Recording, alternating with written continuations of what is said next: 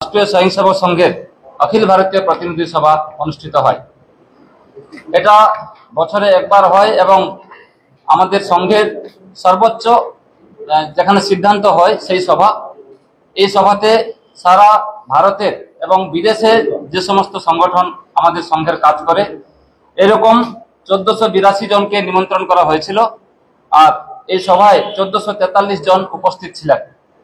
3 দিন কন্টিনিউ বৈঠক চলে এবং এই বৈঠকে 3টে প্রস্তাব, একটা সংকল্প এবং একটা বক্তব্য পারিত করা হয়েছে। আপনারা সবাই দেখেওছেন। তার সাথে সাথে এই বৈঠকে আগামী 25-26 সংঘের শতবর্ষ অনুষ্ঠিত হবে, তার জন্য ব্যাপক যোজনা বানানো হয়েছে। তাই আজকে যে প্রেস কনফারেন্স, এখানে আপনাদের সামনে আমাদের যে 3টে প্রস্তাব নেওয়া হয়েছে তার সাথে সাথে আগামী দিনের সংঘের যোজনা কি আছে এইসব বিষয় নিয়ে বিস্তারিত আপনাদের সামনে বক্তব্য রাখবেন আমাদের সংঘের প্রান্ত সংঘচালক মাননীয় ঋষিকেশ সাহা মহাশয়।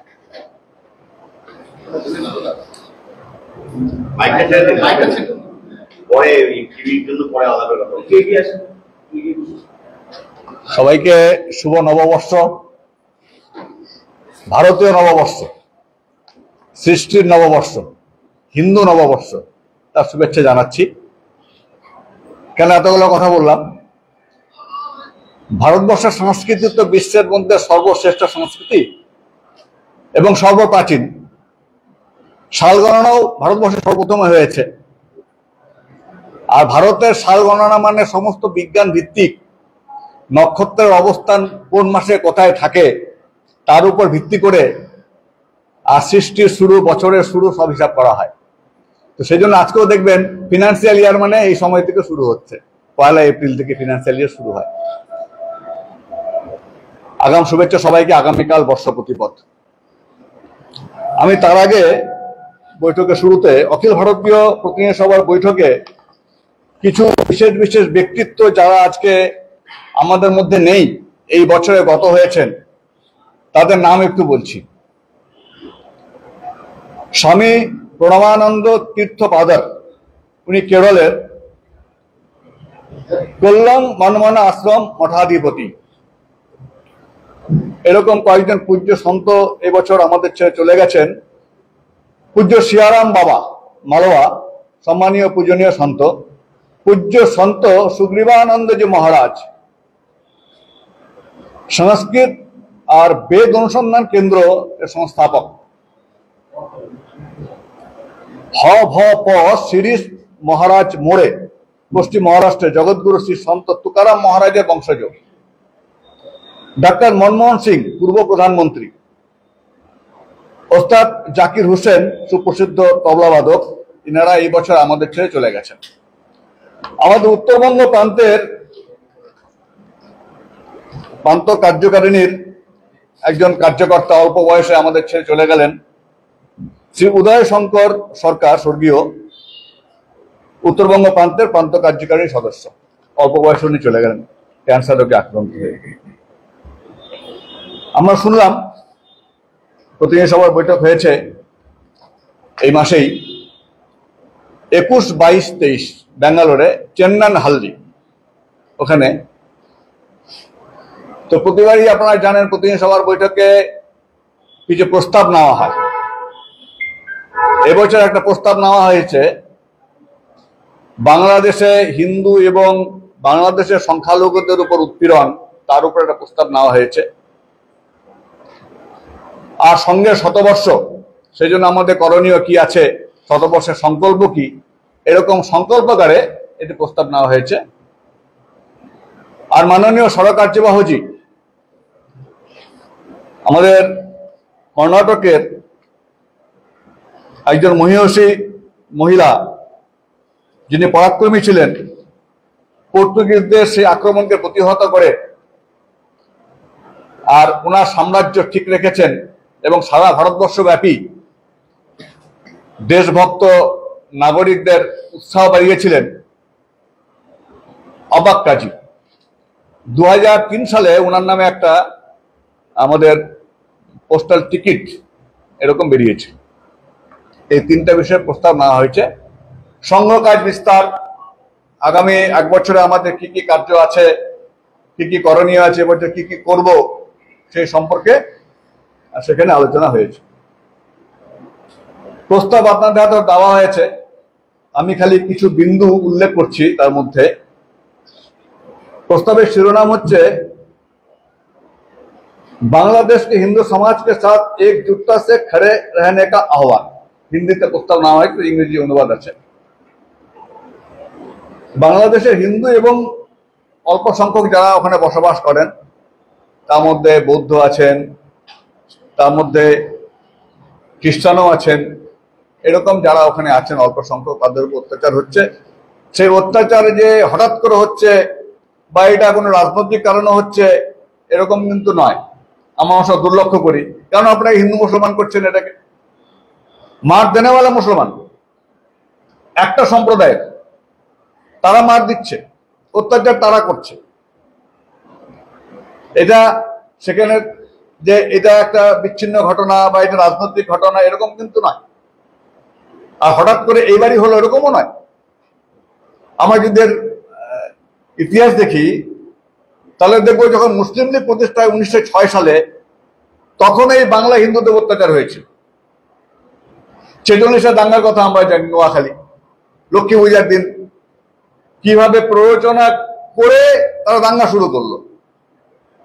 46 করেছে, 47 দেশ বিভাজনের সময় করেছে, 71 স্বাধীনতার বাংলাদেশ স্বাধীনতা আন্দোলনের সময় করেছে। আমরা ভারতবর্ষের রাম মন্দিরে আন্দোলন করছি, 6 ডিসেম্বর হয়েছে বাংলাদেশ ভারতবর্ষে, আর বাংলাদেশে হিন্দু নিধন হয়েছে, বরাবর করে আসছে তারা। এবার যে আন্দোলন শুরু হয়েছিল 5 জুন গত বছর, সেটা কি ছিল?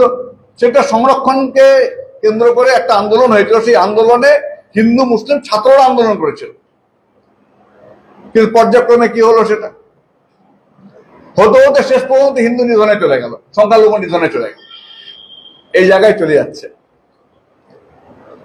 সেজন্য এটা রাজনীতি ভাবলে আমাদের হবে না। এটা করার জন্য এই যে ঘটনাগুলো একের পর এক ঘটনার পিছনে যে কারণ, সেটা হচ্ছে যে বাংলাদেশকে হিন্দু শূন্য করতে হবে। বাংলাদেশ মানে সেটার গণতান্ত্রিক দেশ হিসাবে থাকবে না, সেটা কোনো একটা বিশেষ সম্প্রদায়ের দেশ হিসাবেই থাকবে, তারা যা মনে হয় তাই করবে। সেই জন্য আমরা যদি দেখি পরিসংখ্যান, 51 সালে যেখানে 22% হিন্দুরা ছিল, আর আজকে সেটা 8%-এরও নিচে নেমে গেছে। এই সংখ্যাটা কমে যাওয়ার কারণ থেকে, জনসংখ্যা কি পৃথিবীতে কমছে? তা তো নয়। তো হিন্দু কমে যাচ্ছে, তারা হয়তো পালিয়ে যাচ্ছে বা মারা যাচ্ছে, এটাই হচ্ছে। এবার আরো আশ্চর্য হতে হচ্ছে আন্তর্জাতিক ক্ষেত্রে। আজ মায়ানমার থেকে যখন রোহিঙ্গাদের তাড়ানো হচ্ছিল, তখন আন্তর্জাতিক ক্ষেত্রে কিছু কিছু দেশের রোল যা ছিল, বা গাজাপট্টির সময় যে রোল ছিল, বাংলাদেশে যখন হিন্দুদের অত্যাচার হচ্ছে, সংখ্যালঘু অত্যাচার হতো, তখন সেই রোলটা প্লে হচ্ছে না কেন? এটা ভাবাচ্ছে। আর একটা শব্দ যে খুব ঘুরছে, ডিপ স্টেট, তো সেটা যে ওইখানে কার্যকরী হচ্ছে সেই সম্পর্কে স্পষ্ট আমাদের সামনে ছবি আসছে। যে ইউনুসকে ওখানে কার্যকারীভাবে প্রমুখ করা হয়েছে, সেই ইউনুসের সময়কালে কি শুরু হলো? হিন্দুদের অত্যাচার হচ্ছে, সংখ্যালঘু অত্যাচার হচ্ছে, কেউ দাঙ্গা করছে, তাদের সাথে বর্তমান সরকারের ভূমিকা কি আছে?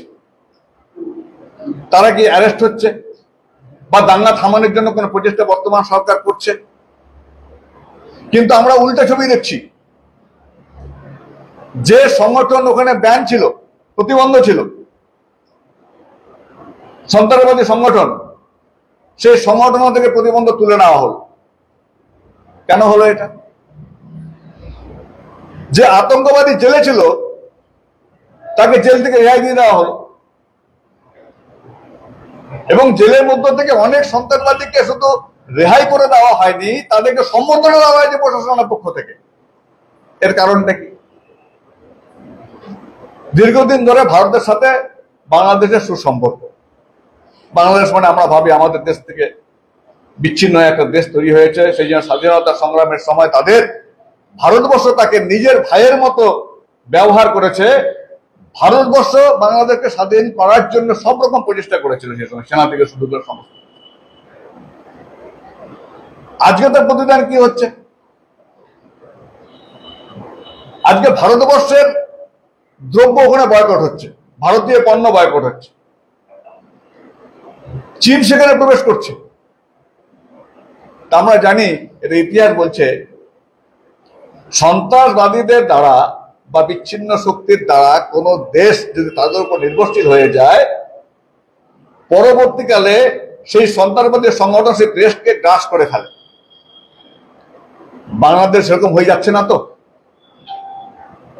সেই জন্য প্রতিনিধি সভা আহ্বান করছে গোটা বিশ্বের সমস্ত শুভবুদ্ধি সম্পন্ন ব্যক্তিত্ব, সংগঠন এবং ভারতবর্ষের নাগরিকরা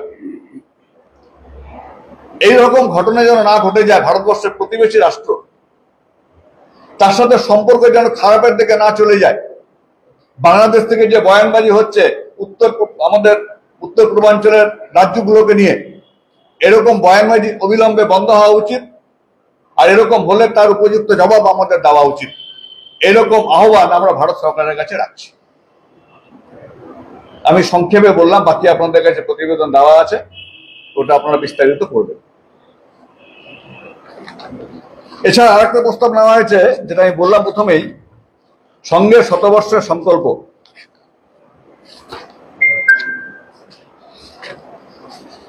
আমরা জানি হিন্দু সমাজ মানে অনাদিকাল থেকে হয়ে আসছে। হিন্দু সমাজে কিন্তু কোন প্রতিষ্ঠাতা নেই। আমরা কেউ বলতে পারবো না যে হিন্দুত্বের প্রতিষ্ঠাতা মুখ, বা অনেকে বলে হিন্দুত্ব বলতে কিছু ছিল না, হিন্দুত্ব নাম পরে এসছে, আমাদের সনাতন বলতে হবে, হিন্দু বলা যাবে না, অনেকে বলে। যাই হোক, যে যা বলে, সনাতন বললো হিন্দু, হিন্দু বললো হিন্দু, কিন্তু গোটা বিশ্বে আমরা এই ভারতবর্ষের নাগরিকরা হিন্দু বলে পরিচিত হয়ে গেছে। তো হিন্দু শব্দটা সবচেয়ে বেশি পরিচিত শব্দ, সেই জন্য হিন্দু বলছি। অনন্তকাল থেকে কিন্তু হিন্দুরা বিশ্বের সর্বাঙ্গীন কল্যাণের কথা চিন্তা করে আসছে। আমরা যদি আমাদের পূর্বপুরুষদের জীবন দেখি, তাহলে তাই দেখবো বিশ্বের সর্বাঙ্গীন কল্যাণ। সেই জন্য শ্লোক আছে, এতদ্দেশে পশুতস্য সকাশাৎ অগ্র জন্মনঃ সম সম চরিত্রম শিক্ষাম পৃথিবী সর্বমানবা। সম্পূর্ণ বিশ্বকে চরিত্র শিক্ষণ দেওয়া। ক্রীড়ন্তু বিশ্বম আর্যম। অনেকে বলে আর্যম, আর্যম গোটা বিশ্বকে আর্য বানাবে না। তো আর্য শব্দ আমরা ঠিকই বলেছেন, গোটা বিশ্বকে আর্য বানানো হবে। আর্য শব্দ মানে এরকম নয় যে এই একটা বিশেষ সম্প্রদায়ের আর্য, এরকম নয়। আর্য গুণবাচক শব্দ বিকৃত হয়েছে, বিভিন্ন রকম ভাবে বিকৃত হয়েছে। আমাদের দেশে অনেক কিছু বিকৃত হয়েছে জানি আমরা। সেই জন্য কয়েকদিন আগে টিভিতে গত পরশুদিনের ঘটনা, বুধবারের ঘটনা, বুধবারের ঘটনা সম্ভবত, রাজ্যসভাতে এসপির এমপি যেটা বললেন সংগ্রাম সিংহ সম্পর্কে বলে ফেললেন। আপনার বাবর সম্পর্কে বলছেন, সংগ্রাম সিংহ সম্পর্কে কেন বলছেন না? আরে সংগ্রাম সিংহ স্বাধীনতা সংগ্রামী, আমাদের এই দেশের রাজা, যোদ্ধা, তো বাবর সঙ্গে তার তুলনা করা যায়? তো এরকম বিকৃত অনেক কিছু হয়, সেই জন্য আর্য শব্দ বিকৃত হয়েছে। আমরা গোটা বিশ্বকে আর্য করতে চাই, মানে শ্রেষ্ঠ করতে চাই। আমাদের পূর্ববর্ষে এই ধরনের কাজ করে এসছে, সেই জন্য চরিত্র নির্মাণ। রাষ্ট্রীয় স্বয়ংসেবক সংঘ 1925 সালে ডাক্তার কেশব বলিরাম হেডগেওয়ারের দ্বারা প্রতিষ্ঠিত হয়। ভারতবর্ষের যে পরম্পরা, আমাদের পূর্বপুরুষরা বিশ্বের সর্বাঙ্গীন কল্যাণের জন্য যা যা করে গেছেন বা যা যা করতে চেয়েছেন, তার মধ্যে যে গ্লানি এসেছিল, অবক্ষয় এসেছিল, সেটাকে দূর করে সম্পূর্ণ সমাজকে সংগঠিত করে, শক্তিশালী করে, সম্পূর্ণ বিশ্বের কল্যাণকারী চিন্তা করার জন্য রাষ্ট্রীয় স্বয়ংসেবক সংঘ 1925 সালে তৈরি হয়েছে। তৈরি হওয়ার পরে যে অভিনব কার্য পদ্ধতি উনি তৈরি করেছিলেন, তার নাম হচ্ছে শাখা। শাখার মাধ্যমে চরিত্র নির্মাণ, ব্যক্তি নির্মাণ, আর নিঃস্বার্থভাবে দেশ হিতে রাষ্ট্র হিতে কাজ করা, এরকম ব্যক্তি নির্মাণ। 1940 সালে উনি দেহ রাখেন। এই 15 বছরের মধ্যে সম্পূর্ণ ভারতব্যাপী সংঘের কাজ পৌঁছে গেছে। তারপরে দ্বিতীয় সরসংঘ চালক পূজনীয় গুরুজি 1940 সাল থেকে 1973 সাল পর্যন্ত সমাজের সর্বস্তরে সংঘের বিচার, মানে রাষ্ট্র বিচার সমস্ত স্তরে পৌঁছাক, সমস্ত স্তরে মানুষ রাষ্ট্রভক্তিতে ভরপুর হয়ে রাষ্ট্রের সর্বাঙ্গীন কল্যাণের জন্য যোগদান করুক, এই কাজ উনি করে গেছেন। সেই জন্য ওই সময় আমরা বিভিন্ন সংগঠন দেখব, ছাত্রদের সংগঠন এবিভিপি, শ্রমিকদের সংগঠন ভারতীয় মজদুর সংঘ, কৃষকদের সংগঠন ভারতীয় কিষাণ সংঘ, বনবাসী কল্যাণ আশ্রম, জনজাতিদের মধ্যে কাজ, শিক্ষাক্ষেত্রে বিদ্যা ভারতী, এরকম অনেক সংগঠন ধীরে ধীরে ধীরে ধীরে তৈরি হয়েছে। সংঘ কি পেয়েছে এবং কি দিয়েছে? সংঘ যেটা পেয়েছে, ভারতবর্ষের মানুষের কাছে বিশ্বাস পেয়েছে, স্নেহ পেয়েছে। এটা সংঘ পেয়েছে আমরা মনে করি। আজ 100 বছর দাঁড়িয়ে সংঘ এটা দাবি করে আমরা ভারতবাসীর কাছে স্নেহ পেয়েছি, বিশ্বাস পেয়েছি। আমরা কি দিয়েছি? আমরা আত্মীয়তা দিয়েছি। আমাদের বসুধৈব কুটুম্বকম, গোটা বিশ্ব আমার কুটুম্ব, সম্পূর্ণ সমাজ আমার পরিবার, আমার অঙ্গস্বরূপ, বিরাট পুরুষ, এই ধরনের শব্দ আমরা ব্যবহার করি। সমাজের প্রত্যেকটি জিনিস, এমনকি জড় প্রকৃতি, নদী পাহাড়, শুধু মানুষ নয়, জীব জন্তু, অবিচ্ছেদ্য অঙ্গ, অঙ্গাঙ্গী সম্পর্ক, এরকম হিন্দু বিচার। তো সংঘ মানুষের কাছে বিশ্বাস এটা পেয়েছে এবং আত্মীয়তার মাধ্যমে আমরা আজকে কর্তব্য পালন করছি। সংঘের শতবর্ষে আমরা পূজ্য সন্ত, সমাজের সজ্জন শক্তি, যাদের আশীর্বাদের দ্বারা আমরা এতদিন পর্যন্ত সংঘের কাজকে সামনে নিয়ে গেছি বিভিন্ন বাধা বিপত্তির মধ্যে। তারপরে প্রচুর স্বয়ংসেবক রাষ্ট্র বিরোধীদের হাতে তাদের জীবন উৎসর্গ করেছেন, বলিদান দিয়েছেন, তাদের পরিবার, এবং আজও মৌনভাবে যারা কাজ করে যাচ্ছেন, তাদের সকলকে স্মরণ করে তাদেরকে সঙ্গে নিয়ে সমাজের সজ্জন শক্তি সাধু সন্তদের আশীর্বাদ নিয়ে আমরা রাষ্ট্রীয় স্বয়ংসেবক সংঘের শতবর্ষের কাজ আরো এগিয়ে নিয়ে যাব। মানে ভারত বিশ্বগুরু হবে, সম্পূর্ণ সমাজ সংগঠিত হবে, রাষ্ট্রীয় স্বয়ংসেবক সংঘ বলে আর কিছু থাকবে না, সম্পূর্ণ সমাজ রাষ্ট্রহিতে কাজ করবে, রাষ্ট্রের সর্বোপরি মনে করবে। এই জায়গায় যাওয়ার ইচ্ছা রাষ্ট্রীয় স্বয়ংসেবক সংঘের আছে।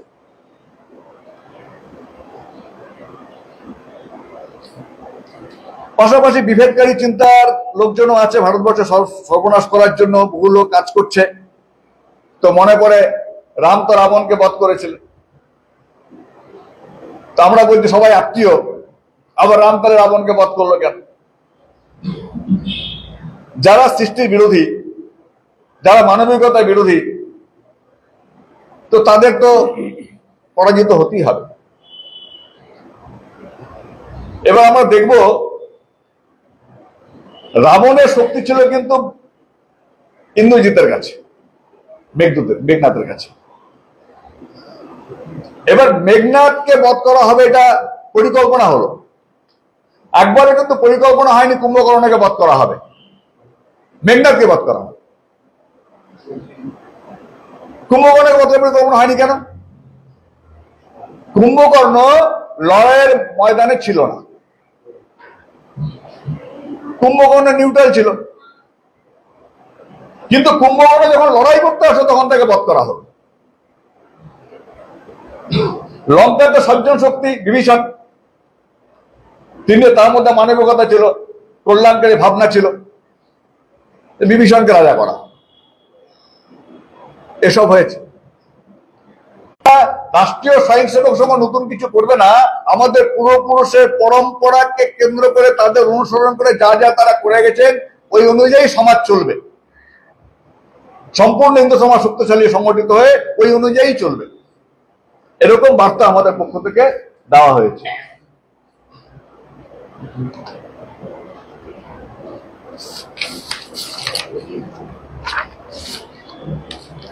এই দুটো প্রস্তাব ছিল। বাকি আমি প্রথমেই যে বক্তব্য নেওয়া হয়েছিল সেটা সম্পর্কে তো প্রথমেই বললাম, মহারানী অবজ্ঞা, তার 500তম বর্ষ এবার চলছে, এই বিষয়ে আমার পক্ষ থেকে বলা হলো। এবার সংঘের শতবর্ষের কাজ, কি কি ধরনের কাজ সংঘ করবে। এক হচ্ছে সংঘ কার্য বিস্তার করবে।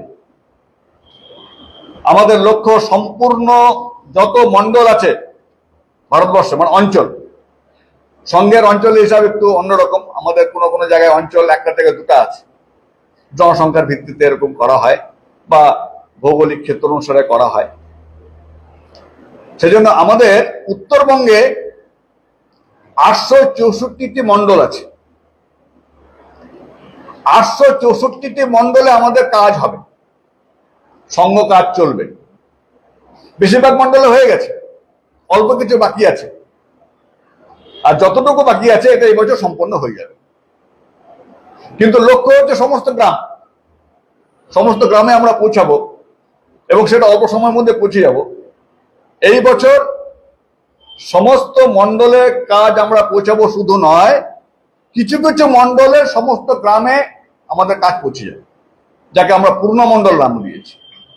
কিছু পূর্ণখণ্ড, কোনো কোনো ব্লকে যত গ্রাম আছে সমস্ত গ্রামে সংঘ কাজ পৌঁছাবে, শাখা পৌঁছাবে, শাখা বা মিলন পৌঁছাবে। প্রথমে বলেছি হ্যাঁ, ওরকম আমাদের উত্তরবঙ্গে জেলা অনুযায়ী আছে, যোগ করে বলছি আপনাকে। জেলা অনুযায়ী আমার মুখেই আছে। সংখ্যার